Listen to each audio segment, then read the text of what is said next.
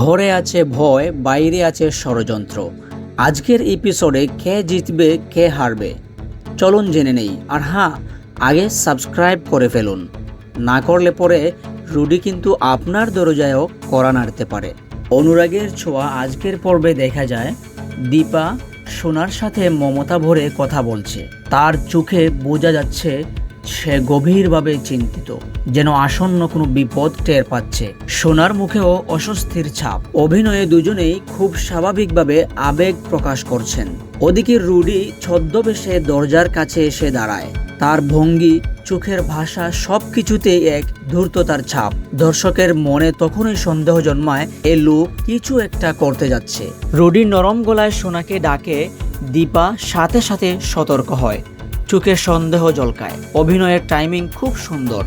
দীপা ও রুডির দৃষ্টিনন্দন মুহূর্তটা তীব্র করে তুলেছে। রুডি বাইরে গিয়ে ফোনে ফিসফিস করে কথা বলে। সংলাপ শোনা যায় না, কিন্তু এক্সপ্রেশনই বোঝা যায় সে কারোর সাথে ষড়যন্ত্রের খবর দিচ্ছে। ক্যামেরার ক্লোজ আপ শট টেনশন বাড়িয়ে দিচ্ছে। দীপা সোনাকে জড়িয়ে ধরে যেন ঘোষণা দিচ্ছে, যাই হোক আমি তোমাকে রক্ষা করব।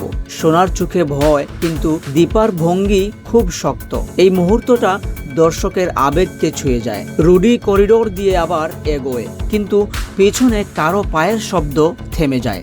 দৃশ্য শেষ হয় ঠিক এখানেই। দর্শককে রেখে যায় বড় এক প্রশ্নে, কে এলো? দীপা কি সাহায্য পাবে? রুডির পরিকল্পনা হয়তো শেষ মুহূর্তে ধরা পড়ে যাবে। দীপা হয়তো সরাসরি রুডিকে চ্যালেঞ্জ করবে, আর তাতেই শুরু হবে নতুন এক দ্বন্দ্ব।